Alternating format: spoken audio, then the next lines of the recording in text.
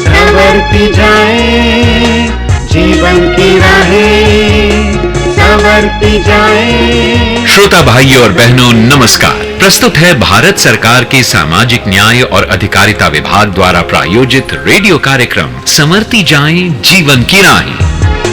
संवरती जाए जीवन की राहें। दोस्तों, मैं हूँ पूजा और मैं रवि। आप सबका अभिनंदन करते हैं सुनने के लिए कार्यक्रम संवरती जाएं जीवन की राहें। रवि, आज का जो हमारा विषय है उसके बारे में श्रोता दोस्तों को बताइए ना। पूजा, विषय की झलक पाने के लिए मैं आपको ले चलता हूँ एक होटल के मैनेजर दीवान चंद जी के ऑफिस में, जी। जहाँ वो अपने कर्मचारी ब्रिजपाल से कुछ इस तरह पेश आ रहे हैं। ब्रिजपाल, मैंने तुम्हें मना किया था ना कि मेरी पर्सनल चीजों को हाथ मत लगाया करो। साहब जी, गलती हो गई। कमरे की डस्टिंग कर रहा था तो आपका सामान भी। बकवास बंद करो जी। तुम समझाने पर भी कुछ नहीं समझते।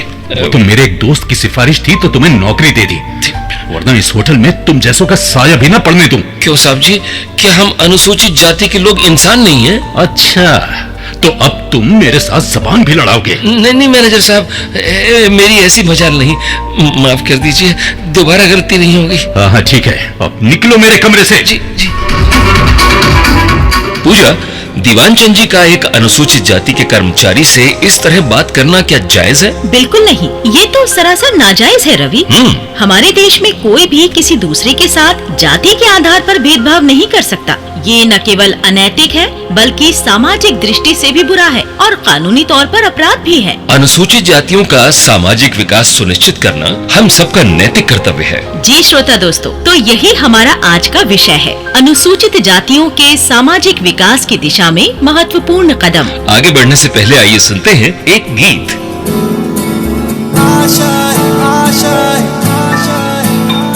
कुछ पाने की हो आस आस, कोई अरमा हो जो खास खास आशाएं,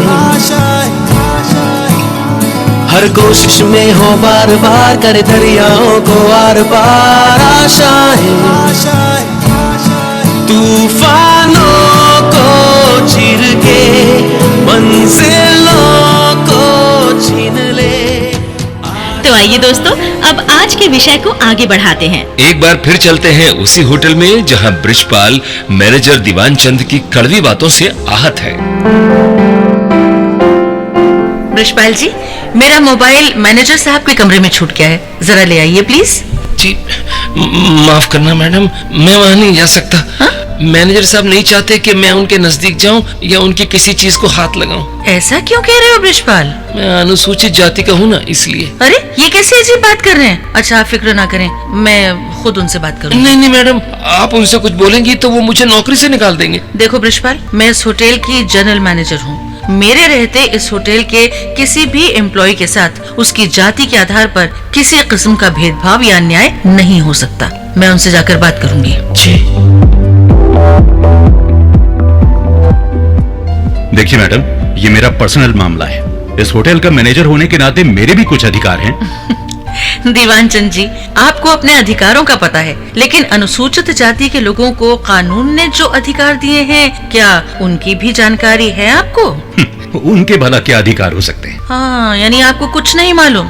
चलिए कोई बात नहीं, मैं बताती हूँ। दीवान चंद जी, भारत के संविधान के अनुच्छेद 17 द्वारा अस्पृश्यता का अंत कर दिया गया है और इससे उपजी किसी निर्योग्यता को लागू करना अपराध एवं विधि के अनुसार दंडनीय है। हाँ, सुना है मैंने। हाँ, तो फिर तो ये भी सुना होगा कि संविधान के अनुच्छेद 17 को देश भर में मजबूती से लागू करने के लिए हमारी संसद द्वारा नागरिक अधिकार संरक्षण अधिनियम 1955 यानी the protection of civil rights act 1955 अधिनियमित किया गया। क्या होगा तो? पहले पूरी बात सुन लीजिए। इस अधिनियम में अस्पृश्यता के आधार पर किए गए कार्यों का विवरण है, जो कि अधिनियम के अंतर्गत दंडनीय है।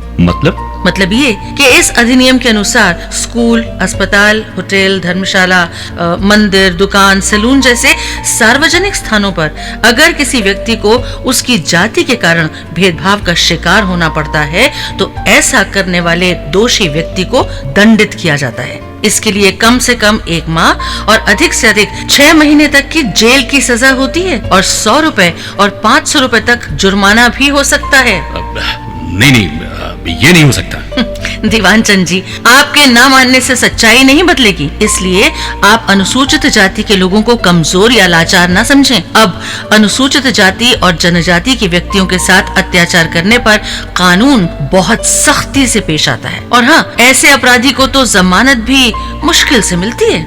देखिए, ये सब तो मेरे लिए नई बातें हैं। हाँ, तो अभी और सुनिए, एक बहुत ही सख्त कानून बना है, अनुसूचित जाति और अनुसूचित जनजाति अत्याचार निवारण अधिनियम 1989, यानी scheduled castes and scheduled tribes prevention of atrocities act 1989, और इन मामलों में पुलिस जरूर कार्रवाई करती है। दीवान चंद जी, जानते हैं, बृजपाल चाहे तो इस कानून के तहत पुलिस में आपकी शिकायत कर सकता है। जी, आप मुझे डरा रही हैं? जी नहीं, सिर्फ आपको हकीकत बता रही हूँ। अभी तो मैंने आपको महज एक नमूना बताया है।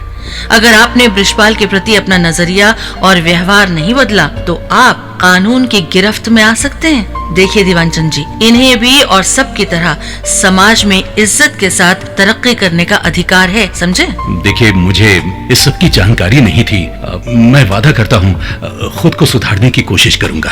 जी, अच्छा करेंगे आप। जी। ये जिंदगी भी क्या क्या हमको दिखलाती है, सपनों की धुंधली राह में। ये जिंदगी भी हमें कहाँ लेके आ जाती है, एक अनजानी सी चाह में। जाने हमको क्या पाना है, सोचो क्या है अपनी मंजिल। श्रोता दोस्तों, जनरल मैनेजर दीक्षा की बातों का दीवान चंद जी पर सकारात्मक प्रभाव पड़ा और उन्होंने खुद को सुधारने का मन बना लिया। यानी देर आए दुरुस्त आए। दोस्तों, आज के विषय पर कुछ और जानकारी भी है हमारे पास। अस्पृश्यता अपराध अधिनियम 1955 को 1976 में सिविल अधिकार संरक्षण अधिनियम 1955 के रूप में पुनर्नामित किया गया। सरकार ने अनुसूचित जाति और अनुसूचित जनजाति अत्याचार निवारण नियम 1995 को अनुसूचित जाति और अनुसूचित जनजाति अत्याचार निवारण संशोधित नियम 2016 के द्वारा संशोधित कर इसे 14 अप्रैल 2016 से लागू कर दिया है। इससे अत्याचार पीड़ितों की राहत राशि अपराध की प्रकृति के आधार पर 85,000 रूपए से लेकर 8,25,000 रूपए कर दी है। और ये अनुसूचित जातियों के सामाजिक विकास की दिशा में महत्वपूर्ण कदम है। संवरती जाए जीवन की राहें। तो श्रोताओ, आप सुन रहे थे भारत सरकार के सामाजिक न्याय और अधिकारिता विभाग का कार्यक्रम संवरती जाएं जीवन की राहें। हमने आज आपको बताया अनुसूचित जातियों के सामाजिक विकास की दिशा में महत्वपूर्ण कदम के बारे में। श्रोताओं, कार्यक्रम के बारे में यदि आपके कोई सुझाव हो और योजना से संबंधित कोई जानकारी चाहिए तो इस पते पर अवश्य लिखें। संयुक्त सचिव अनुसूचित जाति विकास, सामाजिक न्याय और अधिकारिता विभाग, शास्त्री भवन, नई दिल्ली 110001। फोन 23383853। इसके अलावा मंत्रालय की वेबसाइट www.socialjustice.nic.in से भी जानकारी ली जा सकती है। और अब बारी है इनामी प्रश्न की, जिसका सही उत्तर हमें प्रतियोगिता पोस्टकार्ड या ईमेल पर भेजकर आप जीत सकते हैं 200 रुपए का नकद इनाम। साथ ही अपना मोबाइल नंबर और एपिसोड नंबर लिखना न भूलें। उत्तर हमें 1 सप्ताह के अंदर मिल जाना चाहिए। और हाँ श्रोताओ, ये भी लिखें कि कार्यक्रम आपको कैसा लगा, तो हमें बेहद खुशी होगी। तो नोट करें आज के एपिसोड नंबर 92 का इनामी प्रश्न है, जनरल मैनेजर दीक्षा की बातों का दीवान चंद पर क्या प्रभाव पड़ा? प्रश्न एक बार फिर, जनरल मैनेजर दीक्षा की बातों का दीवान चंद पर क्या प्रभाव पड़ा? अपने उत्तर हमें इस पते पर भेजें। संवरती जाएं जीवन की राहें, episode number 92, post box number 3623, नई दिल्ली 110024। श्रोता दोस्तों, आप अपने जवाब हमें ईमेल द्वारा भी भेज सकते हैं, लेकिन श्रोताओं, ईमेल भेजते समय अपना पूरा पता भी हमें जरूर लिखें, अन्यथा आपकी मेल स्वीकृत नहीं होगी। तो श्रोताओं, हमारा ईमेल आईडी नोट कीजिए, radiosjjr2017@gmail.com। तो श्रोताओं, आप सुन रहे थे भारत सरकार के सामाजिक न्याय और अधिकारिता विभाग द्वारा प्रस्तुत रेडियो प्रोग्राम संवरती जाएं जीवन की राहें। तो अब दीजिए आज्ञा, हम फिर मिलेंगे कार्यक्रम की अगली कड़ी लेकर। नमस्कार। संवरती जाए जीवन की राहें, संवरती जाए जीवन की राहें।